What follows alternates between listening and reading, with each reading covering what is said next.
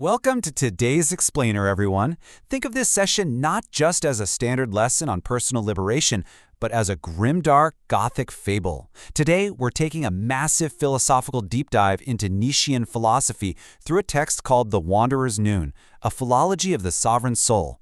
We're going to look at how we deconstruct the very words we use to think and how we can ultimately write our own truth. So, settle in, because this is a really intense, incredibly rewarding journey. To really grasp this fable, we have to start with the aesthetic. You have to picture the setting. Imagine a suffocating, cluttered, artificial twilight. This is the Old City. It's a place of comforting, absolute myths, guarded by golden-leafed gods. It feels incredibly safe, but it's a total illusion. Now, contrast that with the realm beyond the walls, which is the desert. This represents barren, objective reality. It is a place of blinding, stark exposure, covered in bone-white dust directly beneath a punishing vertical sun. Our protagonist has to travel from the dark comforts of that city into this terrifyingly bright desert. Here is our syllabus for today's Explainer. We'll be charting our wanderer's chronological journey to becoming the Übermensch across 4 acts: the discrepancy, the incision, the palimpsest, and the noon. And finally, we'll wrap up with a sovereign vocabulary. All right, let's jump right into Act 1, the discrepancy, shedding the sacred cartography. This is where the illusion of safety begins to crack. Our story starts not with some explosive rebellion, but with an inescapable crisis of intellectual honesty. For 40 years, our protagonist was a cartographer.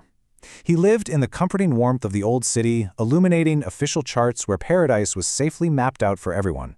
But then, on a single cloudless autumn evening, that shared illusion absolutely shatters. He looks up and realizes that the cold stars above simply refuse to align with his sacred official drawings.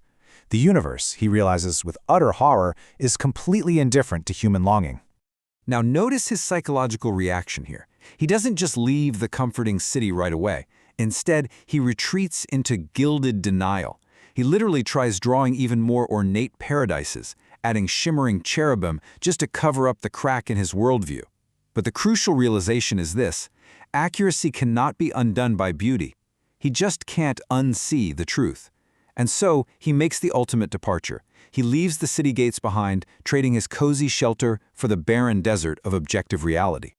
Which brings us to Act 2, the incision, the surgical critique of forgeries. Out in the blinding light, our traveler takes on an entirely new role. Out here in the bone-white dust, he transitions from a displaced mapmaker into a ruthless philologist of the human soul. Now, if you're not familiar, philology is the study of language in written historical sources. Armed with a jagged quill and the surgical tools of etymology, he kneels down to perform actual surgery upon the sacred manuscripts he inherited from his ancestors. He holds these holy scripts up to the dying light to see the anxious human hands that actually forged them.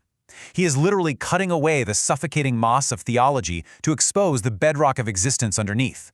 As he does this, the city priests shriek from the distant gates. They call him a cold monster, someone who hates his friends and loves only a barren reality. Even his own shadow, speaking in this rasping voice, asks why he trembles before these ink-stained lies. But the wanderer ignores them all. He demands neither devotion nor comfort, only the unadorned truth. This relentless pursuit of truth leads us right into Act 3, the palimpsest, the birth of vocabulary sovereignty, occurring directly beneath that punishing desert sun. To understand this act, we really need to understand the academic concept of a palimpsest. Back before paper was cheap, scribes would literally scrape the ink off old parchment to reuse it, but the ghost of the old writing always remained beneath the new text. Well, the wanderer realizes that grand moral categories are exactly like this. They aren't divine laws handed down from the sky, they are rewritten human artifacts.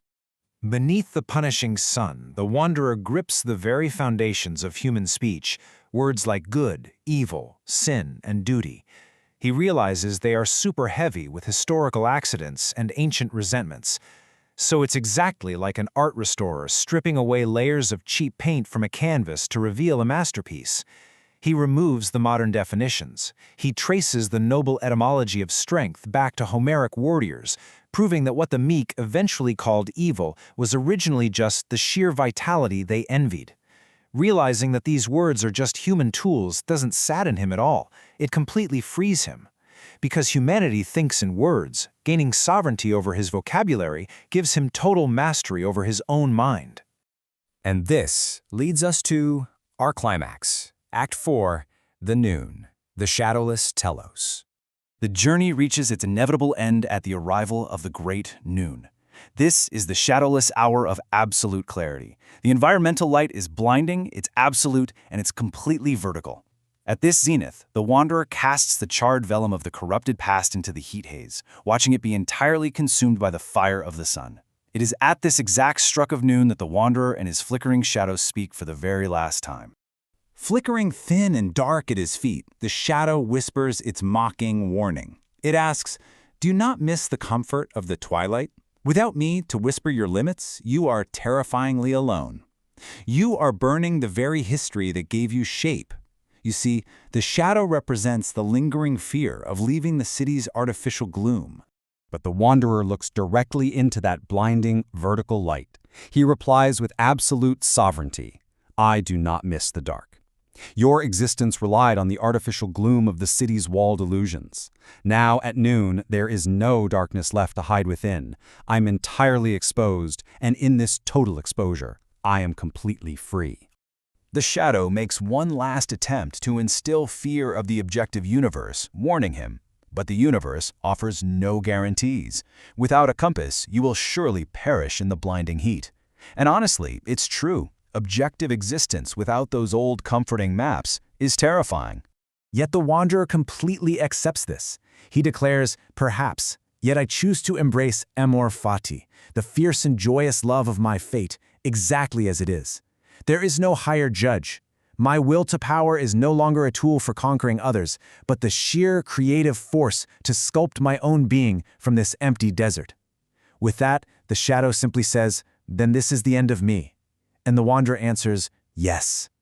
The sun has swallowed the dark. I step forward not as a subject of the past, but as the master of my own dawn." And with those words, the mocking whispers of the shadow shrink to absolutely nothingness beneath the vertical light. The weight of all those ancestral superstitions just falls away. Looking at his own reflection in the shimmering air, his mind becomes a perfectly blank surface. He destroyed the false idols of the city, and in doing so, he purchased the deed to his own intellect. The unmapped canvas awaits. So, what exactly does he write on that blank canvas? Let's conclude our explainer by looking at sovereign vocabulary. The first word is becoming. This replaces the static idea of a fixed identity. Think about it practically. Let's say you've spent 20 years defining yourself as just one thing, maybe a quiet follower of the rules. Becoming means you discard that static label. You realize you are an active, joyful artist of your own life, capable of continuous reinvention every single day. You aren't just being something, you are always becoming something new. The next word is presentness. This is the radical ability to live purely in the active present. Imagine a former priest from the old city. Under the old maps, he was constantly burdened by past sins and terrified of future judgments. With presentness out in the open desert, he drops that baggage instantly. He acts with fierce joy right now, in this current moment, completely unburdened by the ghosts of yesterday or the anxieties of tomorrow. These concepts basically form the pillars of the sovereign mind. He is a master of himself, his passions, his thoughts, his instincts. He embraces overpowering growth, using his overflowing vitality to create new beauty out of the harsh reality of the desert. His mind is cleansed of old contaminations. He has taken his unexamined chains and transformed them into broken ornaments. He is, finally, the master of his own dawn. Which leaves us with a really crucial question for you to take away from this explainer today. As you stare into your own great noon, facing the blinding light of reality, ask yourself, what old, comforting maps must you burn to become the master of your own dawn?